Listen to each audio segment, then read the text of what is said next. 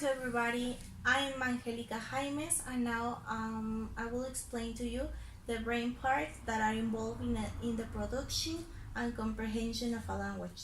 Um, the brain is a really difficult part of the human beings because it's difficult to understand them and all the skills that they have or something like that. Um, Here I will explain to you the parts of the brain. So first we have to know that the brain is involved in hemispheres. These hemispheres is left and right hemisphere. Then we had another type of division by lobes. We have here the frontal lobe, the parietal lobe, temporal lobe, and occipital lobe. And here in the hemispheres, we know that it's a corpus callosum, that it's bulb of fibers, nerve fibers, that we use to understand all the process of the learning. Then we have another part of the brain that is a cortex. This cortex is a membrane that made that the humans were capable to have higher cognitive functions. For example, in maths or speaking another language. Then we had a surface brain with domes that are these ones and depressions, and one of the most established depressions here in the brain is the Sylvian fissure. All the fissures it's the same like tail depressions. Okay, it's same. Well, scientists says that most of the times we use fissures, and this fissure is the Sylvian fissure. This is located in the middle of the hemisphere. This is the let me check.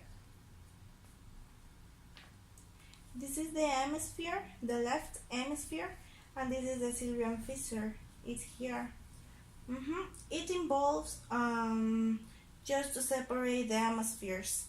We have different hemispheres here, and it's the division. Then we have the cortex. The cortex is really important here in the brain because of that we have all the cognition facts. For example, the portion of the cortex, we have the auditory cortex. Where is it? Okay, we have the auditory cortex, the visual cortex, and the motor cortex. Is here with a circle. We had that structures. Okay, we start with the auditory area. Here in the image is like area. Okay, this is just to cover all the signals of movement and are interpreted by areas of the brain. Then the visual cortex receive and interpret visual and responsible of pictorial images, and the motor cortex send the signal to the muscles to move. It's about that. The cortex is about movement and all the external things. Then we have the language centers. The language centers of the brain are all that produce an comprehension of the language. These centers are found only in the left of the hemisphere. Why in the left? Because in this hemisphere we have all about the language. So we have some areas that are with a little underlined here: Broca's area, weakness area, and angular gyrus. The Broca's area is responsible to organize the articulatory partners of a language and directing a motor cortex when we want to talk. It's about talking. And in this area we know how to speak in past. It's some of the things. Then the Wernicke's area is involved to the comprehension of words and the selection of words when produced in sentences. It's just to give the logic to the sentences.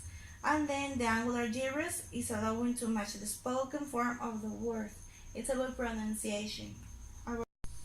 Ok, y ahora hablando sobre la adquisición y aprendizaje, tenemos una diferencia donde la adquisición pues es un desarrollo gradual, lo tienes desde pequeño, es como tu lengua materna, el ambiente es el que hace que tú lo aprendas de forma gradual y siempre pues es de pequeño a mayor.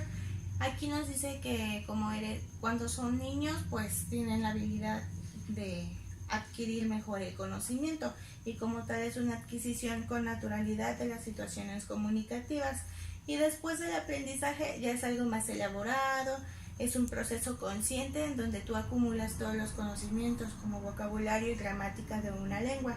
Ya es más estructurado y más formal. Muchas gracias.